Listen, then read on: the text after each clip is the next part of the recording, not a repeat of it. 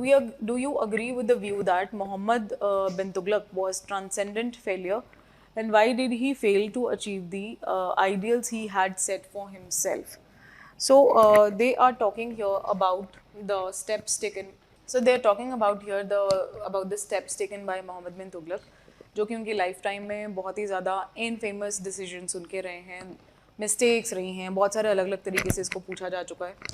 तो important question है मोहम्मद बिन तुगलक के टाइम पीरियड से लेके, तो इसको चलिए समझते हैं कि क्या हुआ है यहाँ पे। ठीक है, क्या आप, और यहाँ पे जो मेन है क्वेश्चन वो ये कह रहे हैं कि do you agree with the fact, क्या आप अग्री करते हैं इस बात से कि ये हुआ है, he was a transcendent failure, do you agree with the fact.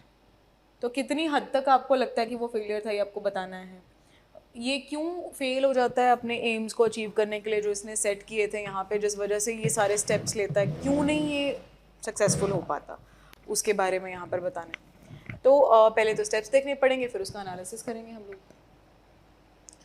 तो सबसे पहले तो इंट्रोडक्शन की बात जहाँ तक आती है, तो आप क्या लिखोगे इधर कि प्रिंस जौना खान, जो कौन थे, यासुद्दीन तुगलक के बेटे, जिनको मोहम्मद बिन तुगलक के नाम से जाना गया, असेंड करते हैं थ्रोन को कब, 1325 में। आउटस्टैंडिंग रूलर हैं तुगलक डायनेस्टी के, और उन्होंने काफ़ी मिलिट्री, इकोनॉमिक और एडमिनिस्ट्रेटिव एक्सपेरिमेंट्स यहाँ पर किए थे। तो अब इनके एक्सपेरिमेंट्स, ऐसे भी क्वेश्चन आ जाता है, write a note on the experiments of Muhammad bin Tughlaq, whether how to what extent they were successful, इस तरीके से क्वेश्चन आ सकता है। तो different you can see. So अगला हमारा यहाँ पर बनता है बॉडी, स्टार्ट करते हैं इसके अंदर पॉलिटिकल एंड एडमिनिस्ट्रेटिव एक्सपेरिमेंट्स जो ये करने जा रहे हैं, तो उसको देखते हैं। Number 1 here is the change of capital from Delhi to Devagiri. Devagiri जो है, अगर हम उसको देखें जोग्राफिकली, तो वो पड़ता था महाराष्ट्र के रीजन में। देवगिरी के में ये जो कैपिटल है शिफ्ट करने का डिसाइड कर लेते हैं। कारण उसका क्या था कि देवगिरी एक ऐसी जगह पे था जो कि बहुत सेंट्रलाइज लोकेशन थी एम्पायर के अंदर, क्योंकि अब ये साउथ इंडिया तक कंट्रोल कर चुके थे और इन्होंने तो डायरेक्टली कंट्रोल किया था। तो नया नया कंट्रोल करने के बाद इन्होंने डिसाइड कर लिया कि हम लोग दिल्ली से इसको कहाँ पे प्लेस करेंगे, we'll place our capital at Devagiri, जिसका नाम बदल के इन्होंने दौलताबाद कर दिया। देवगिरी ही क्यों चुना गया, बिकॉज इसका एक तो सेंटर लोकेशन था, नंबर 1। नंबर 2, इसका one of the main reason था कि यहाँ पे मोहम्मद बिन तुगलक ने काफ़ी ज़्यादा टाइम जो था यहाँ स्पेंड किया था। तो वो यहाँ की जो जोग्राफ़ी है, यहाँ का जो सिनेरियो है, यहाँ का जो यू कैन से जो सेटअप है, उससे ये काफ़ी ज़्यादा फेमिलियर है, एक्वेंटेड हैं। तो एक ऐसी जगह पर जाना जो कि स्ट्रेंज हो, it is not of course advisable. तो आप एक ऐसी जगह पर जाना डिसाइड करते हैं जिसको आप पहले से जानते हैं, और क्योंकि वो सेंटर पे थी तो ऑफ कोर्स ये एडवांटेज देगी, ताकि आप सब जगह पे अच्छे से मैनेज कर सको। तो ये है इसका कारण।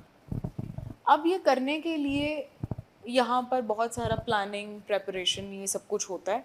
ठीक है, और मोहम्मद बिन तुगलक यहाँ पर पूरे जो दौलताबाद है उसके अंदर, एंटायर एरिया के अंदर रहने का सारा प्रबंध कर देते हैं, पानी पीने का प्रबंध, ठीक है, खाने, फूड का पूरा यहाँ पे इंश्योर कर दिया, सड़कें बनवा दी, सड़क के आसपास बहुत ज़्यादा पेड़ लगवा दिए, सुंदर बना दिया पूरा एरिया, खानकाहें बनवा दी, किन के लिए, सूफियों के लिए, संतों के लिए काम कर दिया, इन्स बना दिए, सराय जिसको आप बोलते हो, अक्रॉस द रूट्स। तो सब कुछ किया। और then also he sent first his mother and few of nobles. तो उनको कहते हैं कि आप जाके पहले देख के आइए whether this area is worth living और नॉट। तो जब ये पूरा डिसाइड हो जाता है कि हाँ ये ठीक है एरिया और हम यहाँ पे शिफ्ट हो सकते हैं, तब यहाँ पर नोबल्स को कहा गया कि will shift to that side. Nobles were initially not ready.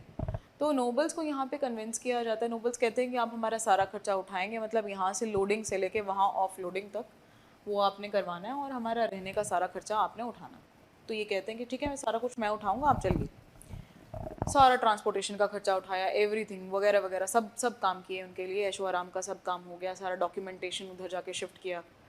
और साथ ही साथ में यहाँ जो सूफ़ी संत हुआ करते थे उनको भी यहाँ रिक्वेस्ट की गई कि आप भी हमारे साथ वहाँ पे चलिए, सो दैट वो लैंड भी, जैसे दिल्ली पवित्र है, दिल्ली जैसे एक फॉर्चुनेट सिटी बनती है, एक कैपिटल के फॉर्म में इतना बढ़िया टाइम से सल्तनत रूल कर रही है, ऐसे ही हम चाहते हैं कि दौलताबाद भी आप उनके जो आप ऐसा कह सकते हो कि जो दैट सैंक्टिटी है उस लैंड की बने, ठीक है, that is what they wished for.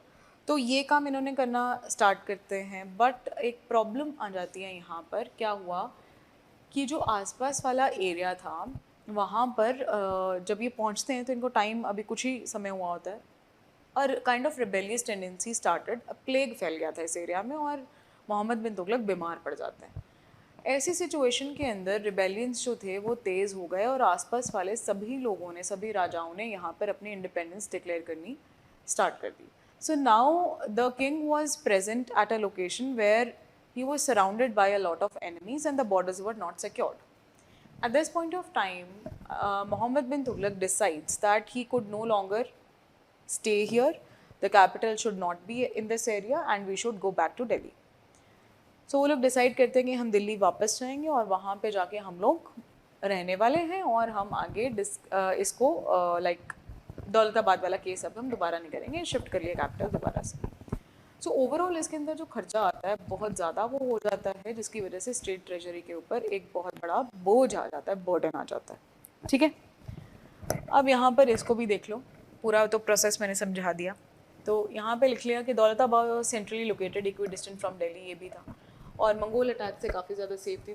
Delhi में तो अटैक होने के फिर भी चांसेस थे, लेकिन ये बहुत दूर था। He said to have order the majority of Delhi residents to relocate in Daulatabad. तो उनको कहा था, लोग कहते रिजेंटफुल थे, उनको होम सिक फील होने लगा था, इसलिए भी ये फेल हो जाता है। ब्यूबॉनिक प्लेग वहाँ पे फैल जाता है, रिबेलियन की वजह से दे many soldiers perished there, and finally it proved to be a very costly affair and it brought misery to a lot of people, hence they decided to go back. Now there are reasons behind that कि है कि नहीं ऐसा, तो उसके जो reasons हैं उसको हम देखेंगे यहाँ एंड में, ठीक है। तो उसको भी मैं आपको बता देती हूँ यहाँ पे, rather I would do it साथ के साथ ओनली। तो जब देखा जाता है दिल्ली का हाल, तो अगर हम टेक्स्ट के अंदर देखते हैं तो जो हिस्टोरियंस हमें मिलते हैं यहाँ पर, वो मेंशन यहाँ पर करते हैं दिल्ली का हालात। जब वो मेंशन कर रहे हैं इस टाइम पीरियड पे, तो वो काफ़ी ज़्यादा खुशहाल दिल्ली है, एकदम बसी बसाई दिल्ली, कोई यहाँ पे उजड़ी हुई सिचुएशन नहीं है, कोई यहाँ पे मिजरेबल चीज़ नहीं दिख रही थी। हाँ, अगर ये प्रोसेस हुआ होगा तो बड़ी जल्दी रिकवरी हो चुकी है, ठीक है। तो ऐसा नहीं है कि एकदम लोगों की हालत बहुत ज़्यादा ख़राब हो चुकी है या इसने किसी तरीके की ज़बरदस्ती करी थी किसी के साथ। No, he had not done any kind of possible behaviour, it is accounted and he had planned it a lot, but the timing proved to be very wrong, which is why he faced such circumstances, ठीक है। फिर उसके बाद आगे बात करते political and administrative experiments यहाँ पर जो रहते हैं। तो पॉलिटिकल एंड एडमिनिस्ट्रेटिव एक्सपेरिमेंट्स का ये वाला हो गया। एक्सपीडिशंस को देख लेते हैं। खुरासन एक्सपीडिशन हुआ। खुरासन एक्सपीडिशन के अंदर एक यूनिवर्सल कॉन्क्वेस्ट का विजन था सुल्तान का, तो उसको एरिया अपना बढ़ाना था, अफगानिस्तान तक इसको बढ़ाना था अपना एरिया। तो होता क्या है कि ये प्लानिंग सारी कर लेता है, डिसीजन सारा ले लेता है और आर्मी को 1 साल पहले ही सैलरी दे देता है एडवांस के अंदर। लेकिन जब एक्चुअल में यहाँ पर लड़ने की बारी आती है तो उधर सारा सिचुएशन पॉलिटिकल चेंज हो जाता है, जिसके बाद ये डिसाइड करता है कि अब ये जाएगा नहीं। वहाँ के जो नोबल्स थे पहले सपोर्ट कर रहे थे, but now they were not supporting because already वहाँ पे राजा बदल चुका था। तो also he wanted to secure his frontiers. तो जब आपको फ्रंटियर सिक्योर करने हो ना, तो आप ज़्यादा से ज़्यादा दूर तक एक एरिया को कैप्चर करोगे, सिर्फ एक बफर की तरह बना देते हो। So he wanted to create that buffer in the outside region, जो कि पॉसिबली बन नहीं पाता बिकॉज इतना सारा अच्छा खर्चा इसीलिए कर रहा है इतना सारा। वो तो चलो एंड टाइम पे हुआ कि वो एग्जीक्यूट नहीं हुआ, जिसकी वजह से इशू हो रहा है। करांचल एक्सपेडिशन की बात करें तो हिमालयाज के अंदर ही होती है, believe to be. It is not Karachi, it is Karanchal, ठीक है। कुमाऊं हिल्स आज के जो उत्तराखंड हिमाचल वाला एरिया वहाँ पे। तो यहाँ पे जो हिल चीफ हुआ करता था उसने ट्रिब्यूट भेजना यहाँ पर बंद कर दिया था, जिसकी वजह से ये इशू जो है होने जा रहा था यहाँ पर। तो अगर कोई ट्रिब्यूट भेजना बंद कर देगा तो ऑब्वियसली वो एक राजा को लगेगा कि ये तो मेरे खिलाफ जा रहा है ना। तो ये चीज़ को अवॉइड करने के लिए यहाँ पर ये करने जा रहे हैं स्टेप। क्या करने जा रहे हैं कि इन्होंने अपनी आर्मी लेकर डिसाइड किया that will go to that hill chief and we'll attack. Okay, तो यहाँ पर जब वो एक्सपेडिशन लेकर जाते हैं तो हिल चीफ जो है वो बाहर ही नहीं निकलते हैं, बहुत टाइम लग जाता है उनको बाहर आने में, लड़ाई नहीं लड़ते हैं यहाँ पर। और रेन्स होनी स्टार्ट हो जाती हैं, बहुत बुरे तरीके से यहाँ पे ठंड पड़नी स्टार्ट हो जाती है, और जो सोल्जर्स होते हैं वो बहुत ज़्यादा नाराज़ हो जाते हैं, बहुत ज़्यादा बुरा फील करते हैं कि राजा ने यहाँ पे बहुत गलत डिसीजन लिया। फिर उसके कुछ समय के बाद यहाँ पे जो किंग था, जो हिल चीफ था, वो यहाँ पर किले से बाहर आता है और वो यहाँ पर एग्री कर जाता है कि ठीक है जी, मैं आपका एक्सेप्ट करता हूँ सुज़रेनिटी और मैं आपको आगे से ट्रिब्यूट भेज दिया करूँगा। तो लड़ाई एक्चुअल में हुई नहीं, इतना सारा खर्चा और हुआ, वहाँ तक आप गए हो, है ना, चाइनीज़ इनकर्शंस को भी यहाँ पे रोकना था। अब हिल चीफ अगर बगावत कर जाएगा तो फिर चाइनीज़ को भी नहीं रोक पाएंगे, तो इसीलिए ये चैलेंजिंग सिचुएशन आती है और फिर ये काम किया जाता है। ठीक है, ओके, नाउ आगे चलते हैं। इकोनॉमिक एंड एग्रेरियन रिफॉर्म्स के अंदर register of the land revenue prepare करता है, ये एक डिपार्टमेंट बनाता है प्रॉपर, जिसका नाम था दीवाने आमिर कोही, और सारा जो लैंड टैक्सेशन का सिस्टम था उसको एक जैसा पूरे एम्पायर के अंदर लगाते हैं, और एग्रीकल्चर डिपार्टमेंट जैसे मैंने बोला लगाते हैं। टैक्स इंक्रीज़ करा दोआब एरिया के अंदर, पहले ही लोग इतने ज़्यादा बुरे हालात से गुजर रहे थे और उनका दोआब एरिया में इंक्रीज़ कर दिया टैक्स आपने, तो कि मतलब अकाल के टाइम पे ऐसा काम करना इट्स नॉट एडवाइजेबल, और लोग ऑलरेडी टैक्सेशन के बर्डन से जूझ रहे थे, तो ये स्कीम भी बड़ी फेल होती है, मिसमैनेजमेंट करप्शन बहुत ज़्यादा हो जाता है। टोकन करेंसी ये इशू करता है 1329 के अंदर, जहाँ पर ये डिसाइड करता है कि यार तुम लोग मुझे गोल्ड और सिल्वर की जगह पे तुम हमसे क्या ले लो, कॉपर का कॉइन ले लो, टोकन करेंसी ले लो। और इस तरीके से करा क्यों था इसने प्रिपेयर करनी थी अपनी आर्मी ताकि वो एक्सपेडिशंस लेकर जा सकेगी, सोल्जर्स को पेमेंट करना है ना, number of things were there, तो इसीलिए इसने ये सारा काम किया था और टोकन करेंसी जो थी इसने इशू कर दी। अब लोगों ने क्या करना शुरू करा, लोगों ने काउंटरफीट करेंसी नकली बनानी स्टार्ट कर दी है, यहाँ पे लोगों के घरों के अंदर मिंटिंग मशीन्स ओपन हो गई थी, तो बड़ा सारा नकली करेंसी जो था मार्केट के अंदर आ चुका था और राजा को इस बात का पता लग चुका था। तो लोगों ने यहाँ पर क्या किया, वो जो नकली करेंसी था, क्योंकि उसके बदले असली तो राजा रिफ्यूज़ कर रहे हैं देने से, तो कई ढेरों के ढेर जो थे यहाँ पे कॉपर करेंसी के लग गए यहाँ मोहम्मद बिन तुगलक के दरबार के बाहर, पैलेस के बाहर, and people were very you can say discontented, dissatisfied. Why they are disappointed? Because लोग कहते हैं हमारी क्या गलती है, यू नो, किसी इंसान ने अगर हमारे साथ धोखाधड़ी करी, मुझे कोई दे गया कॉपर का टोकन करेंसी, तो व्हाट इज़ माई मिस्टेक, मैंने तो पैसा अर्न किया ना, द सरकार हैज़ टू पे मी। तो इसमें तो उन करेंसीज़ के लिए भी पैसा मुझे रिवर्स में देना पड़ा जो नकली थी, मतलब गोल्ड और सिल्वर दिया गया, असली के तो बदले देना ही देना था, नकली के बदले भी यहाँ पर देना पड़ा, तो भाई बहुत ज़्यादा ही नुकसान हो गया यहाँ पर, और very much scarcity of silver and cause a loss to treasury. ठीक है, तो ये जो चीज़ें हैं यहाँ पर, एक्सपेरिमेंट्स जो हैं वो फेल होते हैं।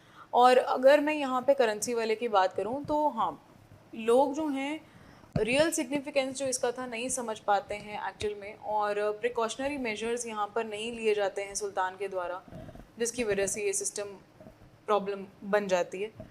So due to above these causes, trade was seriously affected and Sultan realized his folly and withdrew the new copper coins. लेकिन अगर हम otherwise देखें, to what extent this was like harmful, so again I would say कि ये बहुत कम time period के लिए, कोई 3-4 साल शायद तकलीफ में probably रहे हों, या ये ऐसा कहा जाता है कि बहुत ही जल्दी ये situation वापस से normalize हो गई थी। तो अभी कितना हद तक सही है या नहीं, जिस तरीके के स्टेप्स हैं they seems to be very long lasting, उसके कॉन्सिक्वेंसेस जो हैं जल्दी से उभर पाना बड़ा मुश्किल है लोगों के लिए और तकलीफ़ में है लोग। तो इकोनॉमी को बेटर बनाना चाहिए था लेकिन वो नहीं किया गया, और मोहम्मद बिन तुगलक को यहाँ पे एक्स्ट्रा ऑर्डिनरी पर्सनैलिटी कहा तो गया, लेकिन it is difficult to understand his character and determine his place in history. He lacked practical judgement and common sense, ये बड़ा इशू था इनके साथ, एंड एक आइडियलिस्टिक अप्रोच के साथ ये चलते थे, बहुत पढ़े लिखे इंसान थे, लेकिन जो एक्सपेरिमेंट्स इन्होंने किए यहाँ पे दे वर क्वाइट थ्योरेटिकल, और कोई पहले यहाँ पे अच्छे से सोचा नहीं गया, यू नो, फार साइटेडनेस की यहाँ पर कमी थी, एक थॉट प्रोसेस की कमी थी, जिसकी वजह से आउटकम्स इस तरीके के देखने को मिल रहे हैं।